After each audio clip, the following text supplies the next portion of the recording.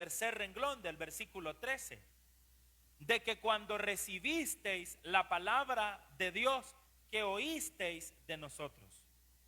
Usted nota que lo que ellos están recordando era el momento en que los tesalonicenses recibieron la palabra. Pero si ustedes notan, él está recordando al menos el sentido con el cual ellos recibieron la palabra. Y el sentido, hablando de los 5 que nosotros tenemos, es el oído. Pues dice, recibisteis la palabra que oísteis. Y para oír lo que se necesita es tener oídos. Eso parece sencillo. ¿El qué? El que Pablo diga que oísteis de nosotros. ¿Por qué? Aquí de lo que vamos a hacer referencia es que cuando Pablo llegó con su equipo misionero, el equipo misionero no andaba una Biblia. Esto es bien importante porque cuando nosotros decimos que vamos a predicar la palabra del Señor, estamos bastante acostumbrados a usar la Biblia. De hecho, si yo me presentara aquí y les dijera, vamos a predicar la palabra del Señor, pero yo no ando Biblia, ni leo la Biblia para predicar, ustedes van a sentir bastante raro. Van a sentir raro el que yo predique sin andar Biblia. Entonces, aquí hay un tema bien importante, porque cuando Pablo predicó, él no andaba Biblia. ¿Por qué? En primer lugar, no existía todavía la Biblia. El Nuevo Testamento ni se pensaba en escribir. Y lo único que existía era el Antiguo Testamento, pero Pablo no lo andaba en rollos. No llegó a Tesalónica y dijo, atención hermanos, oigan lo que dice el profeta Isaías. No. Él cuando predicaba, cuando aquí dice, recibiste la palabra, él solamente hablaba dirigido por el Espíritu Santo. Y lo interesante aquí es que Pablo está recordando que ellos, ¿quiénes? Los tesalonicenses, cuando recibieron la palabra, dice, no la entendieron como palabra de hombre, sino según es en verdad. Me gusta la frase, sino según es en verdad. ¿Qué es en verdad lo que esta tarde se está hablando en este momento? ¿Qué es? Ahí lo dice, la palabra de Dios. Pero ¿a qué le llamaba palabra de Dios Pablo y a qué le llamamos nosotros palabra de Dios? Esto es bien bonito porque realmente los tesalonicenses eran personas de fe. Porque ellos, a pesar de que Pablo no andaba un libro, no andaba una Biblia, ellos entendieron que lo que Pablo llevó era palabra de Dios. No pensaron que eran pensamientos del apóstol Pablo. No pensaron que eran ideologías de Silas o algo que ellos por ahí se habían inventado. No, ellos creyeron que el mensaje de los misioneros era palabra de Dios. Pero hoy vamos entonces a ver qué es para nosotros. Ahora la diferencia que nosotros tenemos al tiempo del apóstol Pablo es que nosotros tenemos una Biblia. ¿Cuántos andan Biblia esta tarde? Y si en aquel tiempo era palabra de Dios lo que Pablo decía, sin andar una Biblia escrita, ¿cómo no va a ser hoy palabra de Dios la que se predica cuando tenemos 66 libros en esta palabra que hoy tenemos? Y ahora los predicadores, para hablar la palabra, no parten de su mente, sino que parten de lo que ya está aquí. Significa que si en aquel tiempo era palabra de Dios lo que oían los tesalonicenses, Pues ahora es más palabra de Dios la que oímos, porque los predicadores de hoy tratamos la manera de no hablar nuestro pensamiento. Si no, pregunto a los que están aquí, cuando ustedes predican, cuando ustedes lo hacen en las casas, lo hacen aquí en la iglesia, pregunto yo, ¿procuran los predicadores hablar lo que la palabra dice? ¿Verdad que todos procuramos eso? Significa entonces que lo que hoy se habla es palabra del Señor. ¿Cuál es la diferencia? La diferencia no son los predicadores, son los oyentes. Porque si en aquel tiempo Pablo no andaba ni Biblia, y los tesalonicenses cuando oyeron dijeron, esta es palabra de Dios. Si ellos creyeron, la diferencia está con nosotros hoy. Porque hoy nosotros sabemos que esta es palabra de Dios, pero no tenemos la misma pasión que los tesalonicenses. Porque hoy se predica la verdadera palabra de Dios hasta el punto en que si un predicador no está hablando correctamente, usted lo juzga según la palabra. Pero aún así no tenemos la misma concepción. ¿Cuál es el primer mensaje entonces que nos deja este versículo 13? Que debemos devolver la pasión por la palabra. Que debemos devolver el deseo por la palabra. ¿Cómo así? Que lo que esta tarde se está oyendo no son cuentos de señora, no son cuentos del Salvador, sino que es la palabra que hace libre al hombre. Es la palabra que nos ha dado la salvación. Y en esta tarde la iglesia debe de amar la palabra, no la de un predicador, sino la que tenemos aquí. Una palabra que estudiamos para crecer espiritualmente. Yo no sé cuántos de los que están aquí quieren amar más la palabra. Por eso los cristianos deben leer la Biblia. ¿Qué debemos de leer, hermanos? La Biblia. ¿Por qué? ¿Qué es la Biblia? Es la palabra del Señor. Hoy tenemos la dicha que no necesitamos de que venga Pablo, que venga un misionero. Tenemos una Biblia en la casa y si podemos leer, podemos oír y leer la palabra de Dios. Vea, hermanos, lo que dice una vez más del tercer renglón en adelante, de que cuando recibisteis la palabra, cuando recibisteis la palabra de Dios que oísteis de nosotros, la recibisteis, mire cómo la recibieron los de Tesalónica, no como palabra de hombres, sino según es en verdad. ¿Qué es en verdad lo que usted tiene en la mano ahorita? ¿Qué es? Ahí lo dice, la palabra de Dios. Hermano, lo que usted tiene en su mano en esta tarde es la palabra de Dios. ¿Y qué más dice? Esta parte me gusta también, la cual actúa en vosotros los creyentes. ¿Por qué la palabra de Dios actúa?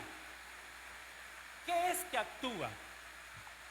Mire cuánto tiempo tiene la Biblia, mire cuánto tiempo tiene la palabra de Dios y todavía actúa. Bájale un poco, por favor, de alto, así como estaba. ¿Por qué tiene más de 2000 años y todavía sigue actuando? Aquí Pablo les dijo a los tesalonicenses, la cual actúa. ¿Actuar en qué tiempo está el verbo?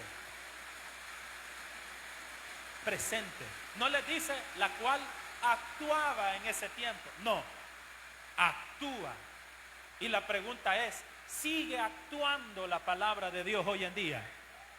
¿Y cuánto tiempo tiene esta carta en ser escrita? Tiene miles de años. Pero ¿por qué sigue actuando todavía? Porque es palabra de Dios. Y cuando es palabra, actúa. Cuando es el hombre, solo es un cuento. Solamente es que, hermanos, solamente es una motivación, solamente es una idea. Pero cuando es palabra, la gente es transformada. La gente cambia. ¿Y cambia por qué? Porque la palabra que estamos dando es palabra de Dios. Y Dios sigue vivo. Y Dios sigue salvando. Y Dios sigue transformando. Ahora les pregunto a nosotros, a los que ya tenemos bastante tiempo de ser cristianos, a pesar de los años, ¿sigue actuando la palabra en nosotros? ¿En cuánto sigue actuando todavía? Sí, hermanos. ¿Cuántos le dan palmas al Señor? Porque es palabra de Dios. Gloria sea al Señor. Antes de pasar al versículo 14, hay un mensaje más que nos deja el versículo 13. Y es que la humanidad lo que necesita es palabra de Dios. No trate de impresionar a la gente con sus ideas. Mira, te voy a contar un cuento. No. Contemos las maravillas que el Señor ha hecho. Hermano, los años van a pasar. Van a pasar los años si el Señor no viene. Pero le aseguro, de esto no tengo miedo, que si faltan todavía 1000 años para que el Señor venga, en 1000 años este versículo 13 va a seguir actuando todavía. ¿Por qué? Porque es palabra del Señor. Por eso los tesalonicenses dijeron cuando oían a Pablo, no, esta no es cualquier cosa, esta es palabra del Señor. Y por eso en esta iglesia de Dios se sigue predicando la palabra del Señor hasta que Cristo venga. Versículo 14, sigamos. Ya este es un cambio de tema. Porque vosotros, hermanos, vinisteis a ser imitadores de las iglesias de Dios en Cristo Jesús que están en Judea. Pues habéis padecido de los de vuestra propia nación las mismas cosas que ellas padecieron de los judíos. Si usted nota, hay un gran cambio, porque en el versículo 13 hablábamos de la palabra, pero ahora el 14, el 15 y el 16 nos va a hablar de la persecución que sufrieron los tesalonicenses. Lo que el versículo 14 menciona como habéis padecido es haber sido perseguidos. Vamos a explicar por qué Pablo dice que los tesalonicenses vinieron a ser imitadores de las iglesias de Dios en Cristo Jesús que están en Judea. Eso es lo primero que vamos a ver. Primero, Pablo está diciendo de que los tesalonicenses se convirtieron en imitadores. Pero lo interesante aquí es que los tesalonicenses no sabían de que las iglesias en Judea también habían sido perseguidas por Jesucristo. Pero Pablo sí lo sabe. En ese sentido, ellos se convirtieron en imitadores sin saber nada. Pero vamos a explicar entonces quiénes eran las iglesias de Judea. Aquí menciona la palabra Judea, y Judea era una provincia, pero a lo que Pablo específicamente se estaba refiriendo eran a los de la iglesia de Jerusalén. O sea, en ese sentido, lo que está recordando Pablo es que si los tesalonicenses están siendo vituperados, perseguidos por la causa de Cristo, no son los primeros. Ya hay otros que han padecido. ¿Y quiénes son los que han padecido? Los de la iglesia de Jerusalén.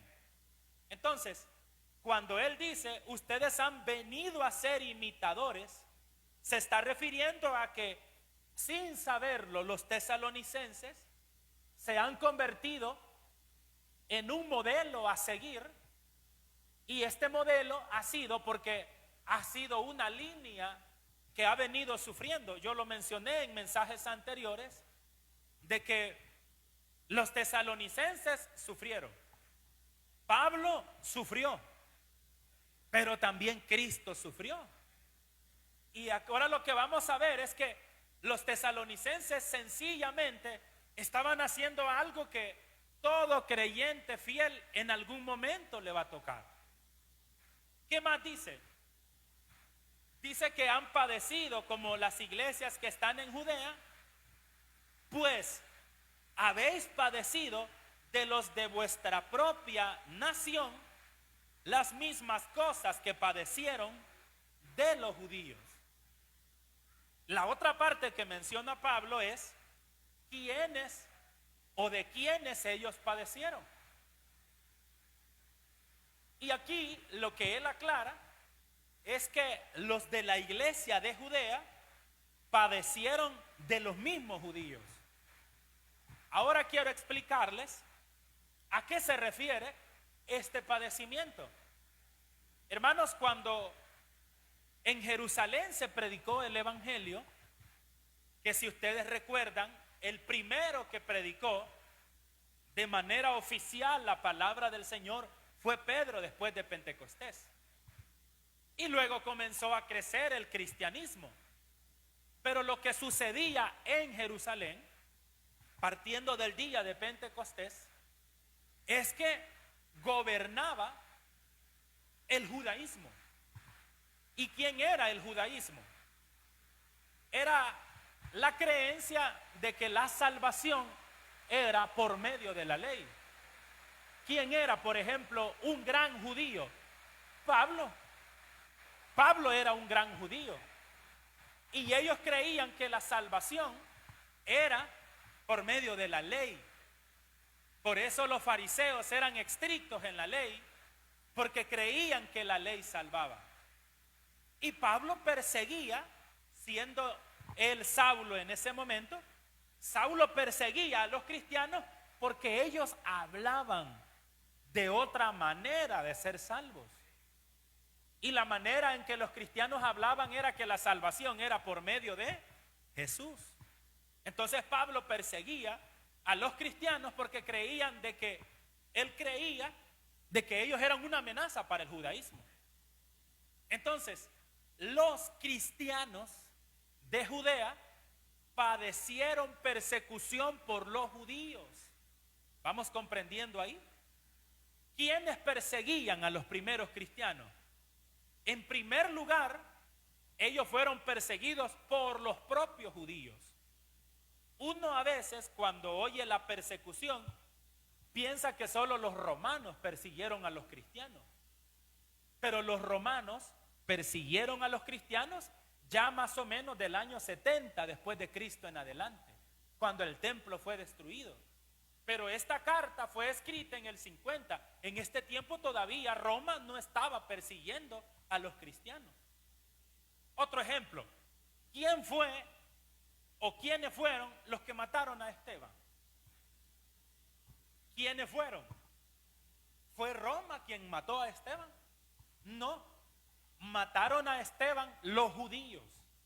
Por ejemplo, quien ordenó que mataran a Esteban y quien estaba ahí, incluso tiraron a sus pies los trapos llenos de sangre, ¿quién era? Era el mismo Saulo en ese momento, que después fue llamado Pablo.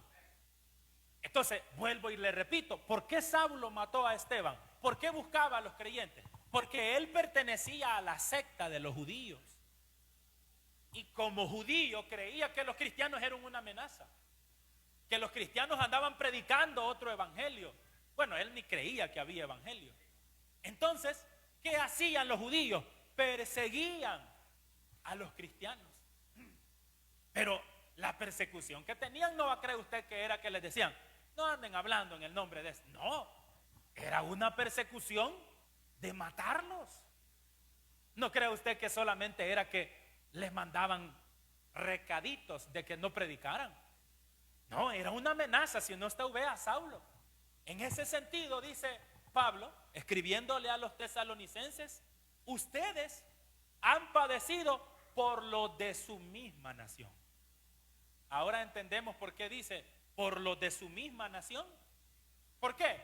Cuando dice por lo de su misma nación, es que no está diciendo que Roma los está persiguiendo. No, la misma gente de su nación los está persiguiendo. ¿A quiénes ahora cambiemos el punto? ¿Quiénes fueron los que persiguieron a los tesalonicenses? Los mismos de Tesalónica. Ahora preguntémonos, ¿por qué persiguieron a los tesalonicenses? Eso lo dice Hechos capítulo 17. Cuando Pablo, Silas y Timoteo llegaron a Tesalónica, causaron un alboroto. ¿Y cuál fue el alboroto que ellos causaron? De que ellos predicaban de Jesús y los de Tesalónica eran idólatras.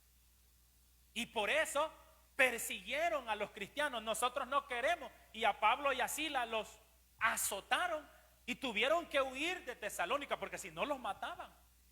Así fue como Pablo y Silas presentaron el evangelio en ese lugar.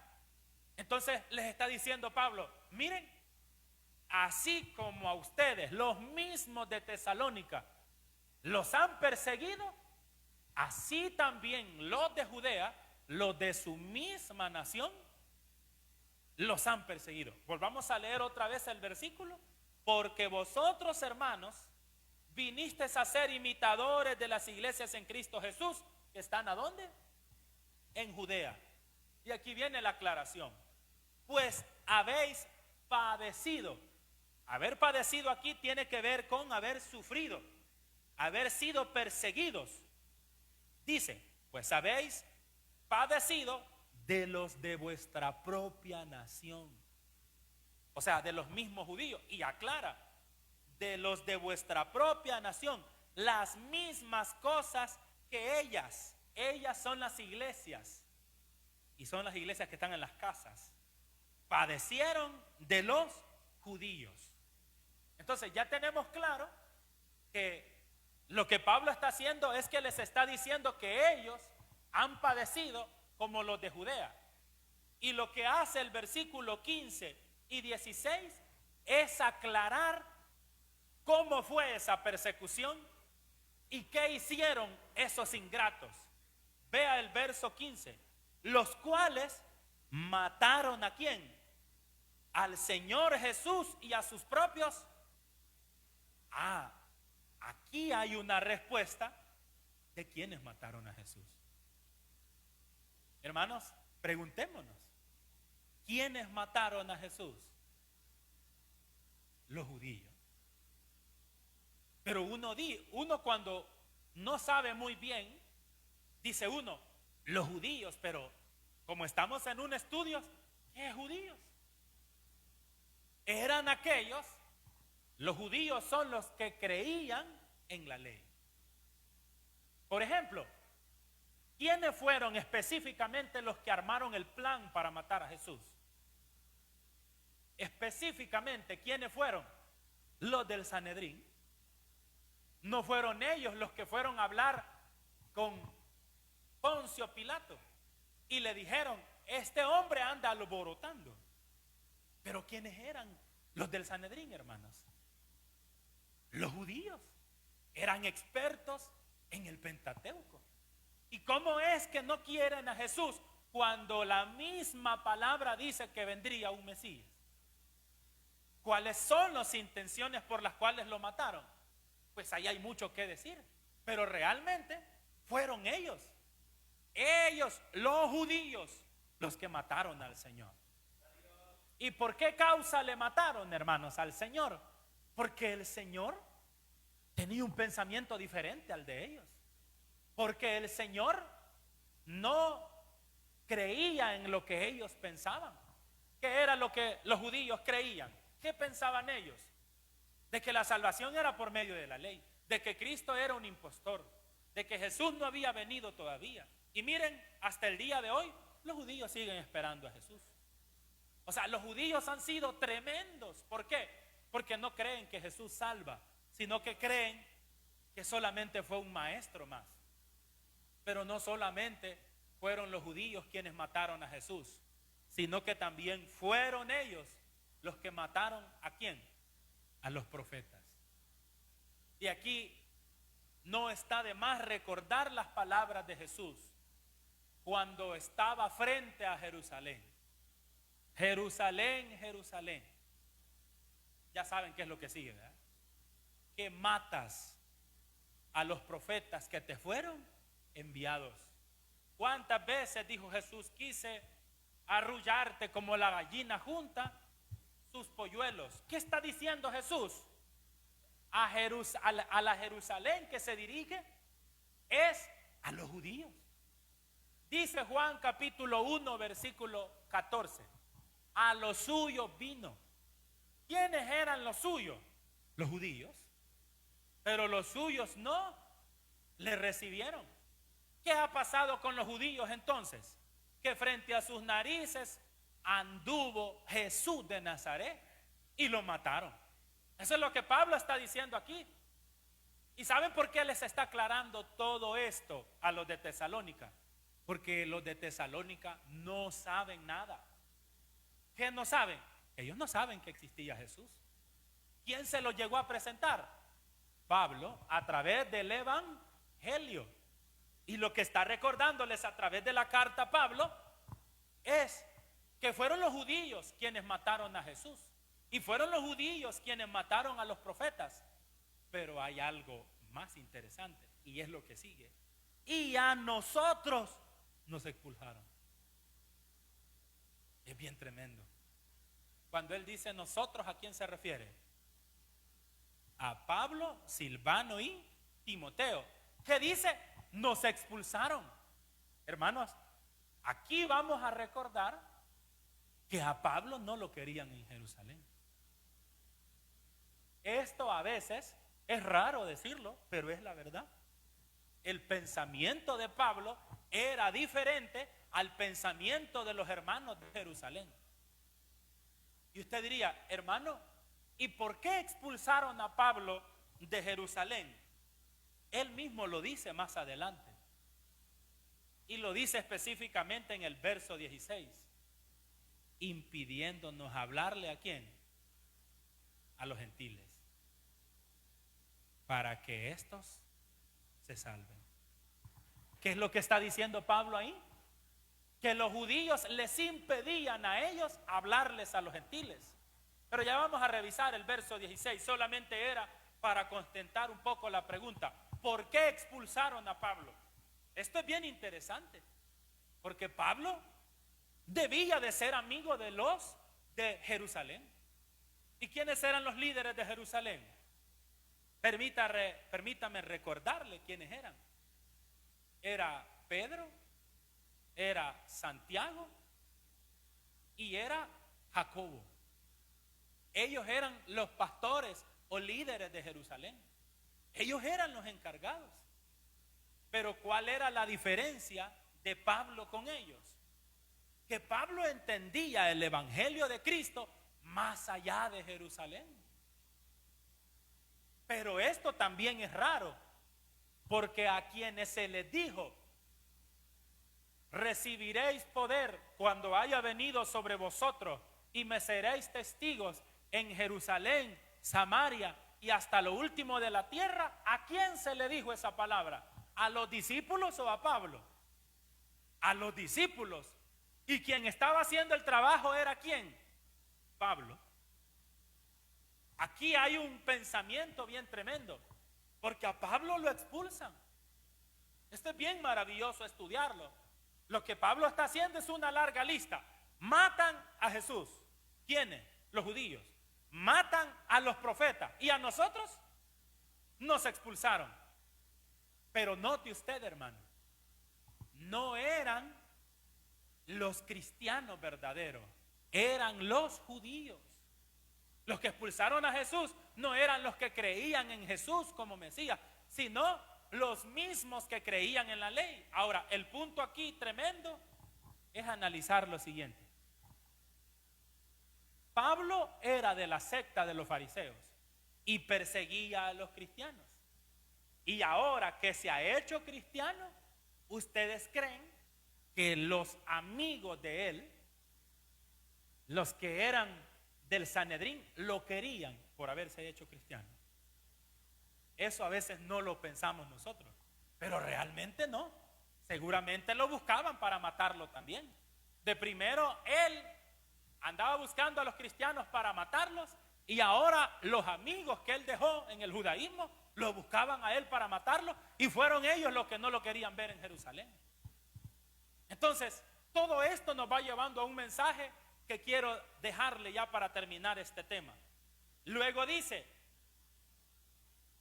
y a nosotros nos expulsaron. Y luego dice, no agradan a Dios y se oponen a todos los hombres. ¿Quiénes no agradan a Dios? Los judíos. ¿Quiénes son los judíos? Los que mataron al Señor Jesús. Ellos no agradan a Dios con todo lo que hacen, y tampoco se oponen a todos los hombres. Y ahora sí llegamos al 16, impidiéndonos hablarles a los gentiles para que se salven. Entonces, si notan, hermanos, desde el versículo 14 en adelante, lo que Pablo está haciendo es explicándoles a los tesalonicenses que realmente, así como ellos están padeciendo, también ellos ya padecieron. O sea, por ejemplo, cuando expulsaron a Pablo y a Silas de Jerusalén, no lo hicieron pasivamente, lo hicieron con amenazas. Entonces, todo lo que está haciendo Pablo es recordándole a los tesalonicenses que lo que ellos están haciendo es una réplica de lo que muchos han pasado por su fe. Y está mencionando por qué razón ellos lo hacían. Ellos nos impidieron hablar, dice, a los gentiles para que ellos se salven.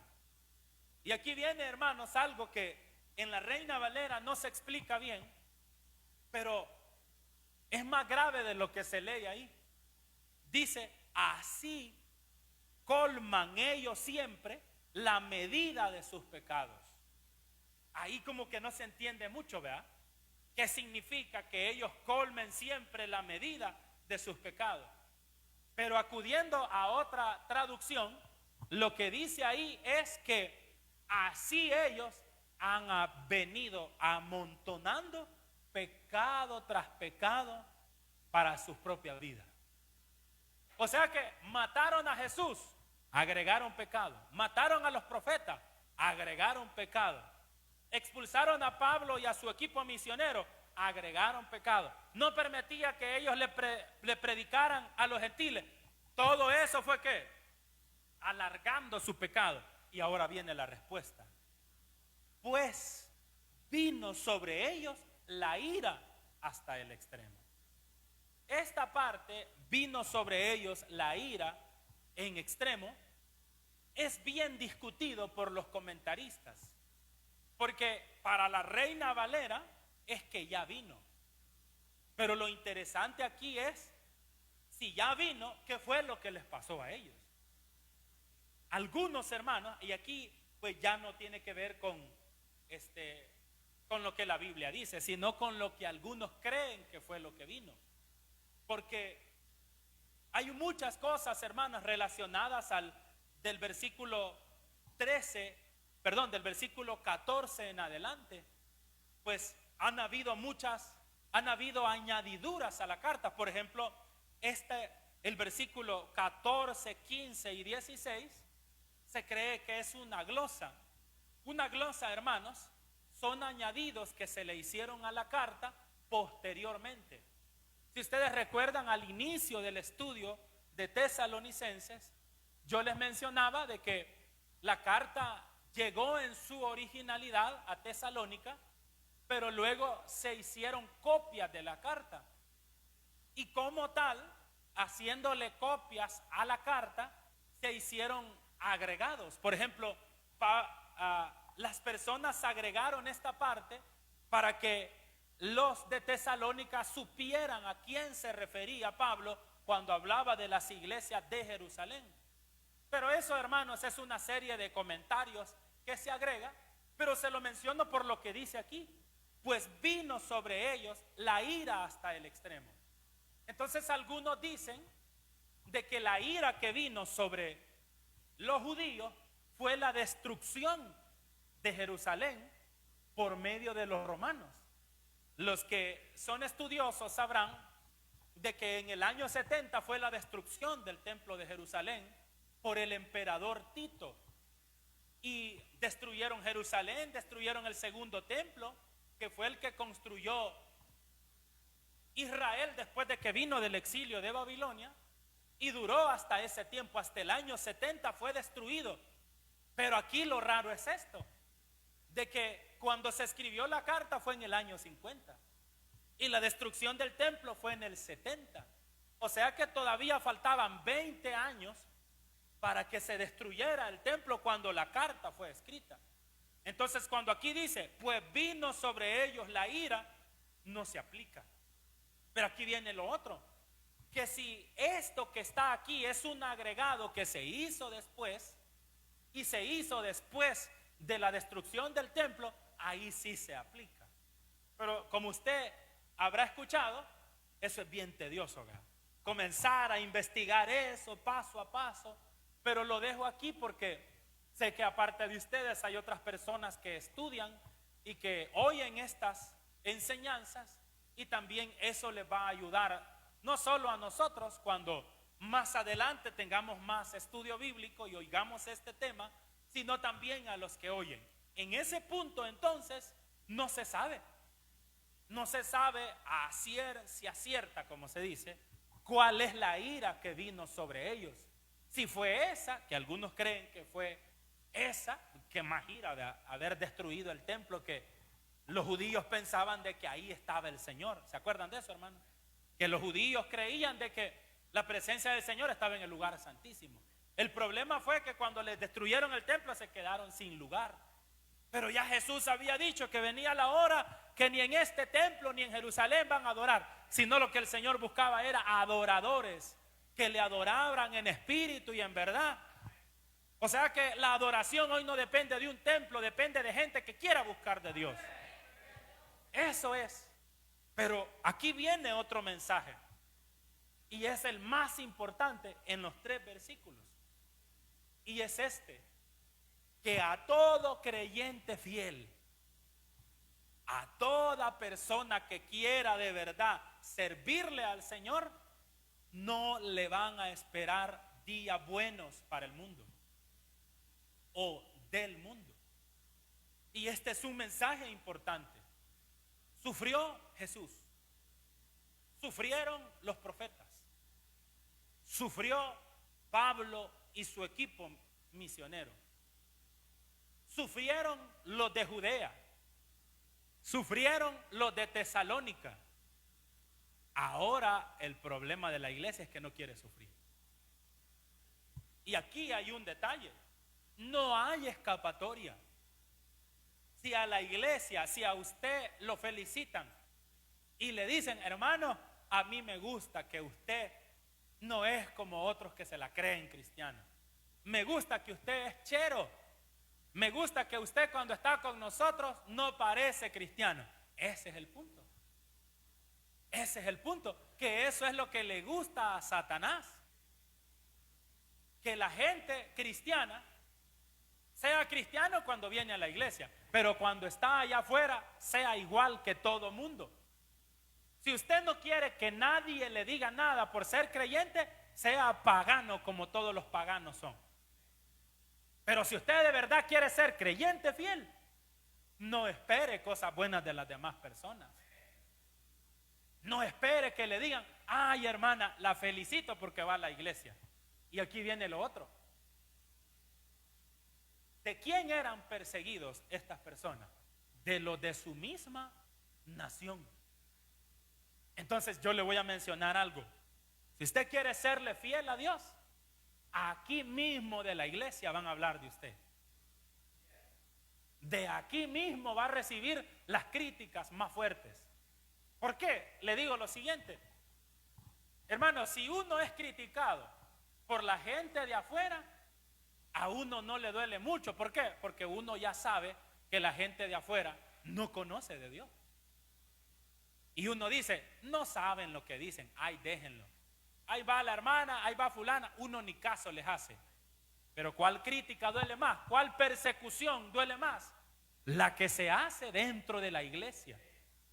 Porque son de gentes que ya conocen. Son de personas que no hacen nada y, como decimos, ni dejan hacer a otro. Uno verá, hermanos, que a veces ¿de quién es más criticado? De la gente que a veces no hace nada. Porque como no hace nada, a lo que se dedica es a hablar de los demás.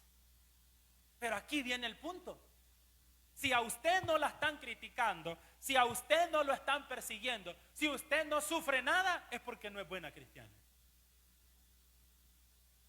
Amén.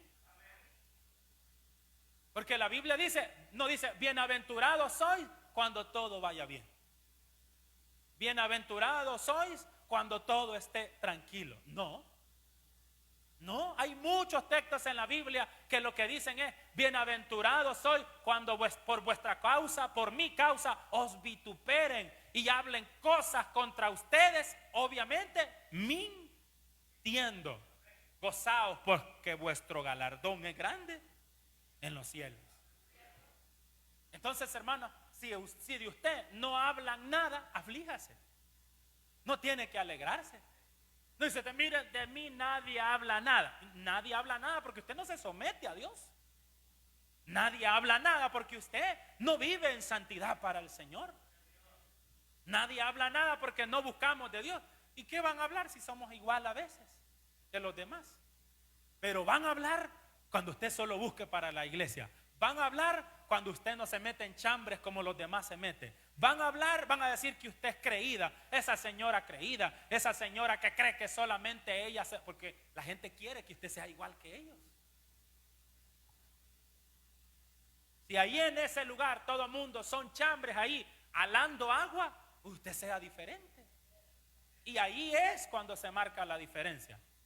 Todo eso es lo que Pablo les está diciendo a estas personas. Yo, hermano, recuerdo yo bastantes veces soy así, va. Si usted, imagínese, como miembro es criticado, le invito a que usted sea pastor, por ejemplo. Eso de ser pastor, solo el hecho de la palabra pastor, ya de un solo lo critican a usted. Porque vienen todas las etiquetas. Los pastores aquí. Yo recuerdo, yo creo que ya se los he mencionado, que llegamos a la casa de una persona que estaba en su momento de dolor, hermanos, porque había perdido a un ser querido. Y para esos momentos, pues bastante gente se echa los tragos, dizque para aguantar para el momento. Y abundan los borrachos siempre en velaciones, en sepelios. Pero lo que quiero mencionarle es que llegué yo, hermano, bien tranquilo, ¿verdad? Entonces, si estuve hablando con los hermanos, siempre normalmente acostumbro como a veces llegar temprano y ponerme a la disposición de las personas y luego volver en la noche ya a hacer al culto o acompañar. Pero ese día, cuando estaba hablando adentro de la casa de la hermana, salí, yo oía que afuera habían unos que gritaban, y me imaginaba que eran algunos borrachos. Pues, hermano, al solo que salí, ahí estaba uno, bien tomado, persona de aquí mismo. Entonces, ¿y usted quién es? Yo soy el pastor. Usted es, me dijo, el engañador de la gente, me dijo. Usted es el que le roba el pisto a la gente, me dijo. Usted es el que... Y comenzó a decirme de todo. Yo solo me ponía a reír, hermanos, porque yo ya lo conocía, ¿verdad? Y la próxima vez que lo vi, bueno, no me daba ni la cara. Pero lo que le quiero decir es esto, hermanos. ¿Qué puedo esperar yo de las personas? Que me digan el buen pastor, que me digan el mejor pastor de todos. No, yo no espero eso de las personas. Pues cuando la gente dice eso, pues yo pienso como David. ¿Se acuerda cuando a David aquel le tiraba piedras y decía, te lo mereces, desgraciado, porque mataste a todos los de Saúl? Y el general le dijo a David, ahorita si quiere le corto la cabeza. Pero David no era como Saúl. ¿Se acuerda Saúl que mató a todos los profetas, a todos los sacerdotes porque le ayudaron a David? Porque él no había nacido de nuevo. No, le dijo David, guarda tu espada. Ay, déjalo que se dé gusto. ¿Alguna razón tendrá? Si la gente en algún momento habla mal de uno, lo que uno tiene que hacer es analizar su vida. Tal vez entre todo lo que dicen hay algo que podemos mejorar. Y si todo lo que dicen es mentira, pues ¿qué dijo Jesús? Bienaventurado soy cuando digan un montón de cosas de ustedes mintiendo. El problema es cuando la gente le diga la verdad a usted. Que le diga, ay, va la señora chambrosa. ¿Sabe quiénes son los que le responden? Los que de verdad son chambrosos. La gente que responde, bueno, ¿y vos quién sos? Vos pensaréis que porque soy cristiana me voy a dejar. Ahí no está mintiendo la persona. Amén, hermanos. ¿Cuántos glorifican a Dios? Ahí no está mintiendo la persona. Cuando ve que le digo, miren, miren, miren, se burla la gente, ¿verdad? Pero cuando usted no dice nada y calla, sus acciones glorifican. Amén. Lo que glorifica a Dios no son sus palabras, son sus acciones, son las mentiras que puedan decir contra nosotros. ¿Se recuerdan lo que el martes pasado estudiamos? Pablo procuraba no ponerle tropiezo al reino de Dios. Si hay algo que yo quiero, no ser tropiezo para nadie, ni para la iglesia, ni para esta ciudad. Así que lo que hay que arreglar, hay que solucionarlo. Si hay cosas que todavía usted no ha solucionado, si todavía tiene pleito con alguien, no ha perdonado a alguien, cualquier cosa que sea, arréglelo hoy. Porque eso le va a ayudar a usted para que cuando Cristo venga se vaya con él. Número 1, le va a ayudar para que la gente no tenga de qué hablar de usted. Y número 3, le va a ayudar para que el evangelio de Cristo no tenga tropiezo. Mire cómo eran tropiezos estos judíos. Le fueron tropiezo a Jesús, le fueron tropiezo a los profetas, le fueron tropiezo a Pablo, lo echaron. Le fueron tropiezo también a las iglesias de Jerusalén, ahí donde estaban ellos. Entonces dice Pablo a los tesalonicenses, ¿qué se afligen ustedes? Si lo que ustedes padecieron ya lo pasó hasta el propio Jesús. Entonces Dios nos dice esto en esta tarde. Si vamos a sufrir, si en algún momento van a hablar y van a decir cosas, esa señora, algún hombre tiene en la iglesia, pero es que solo allá pasa.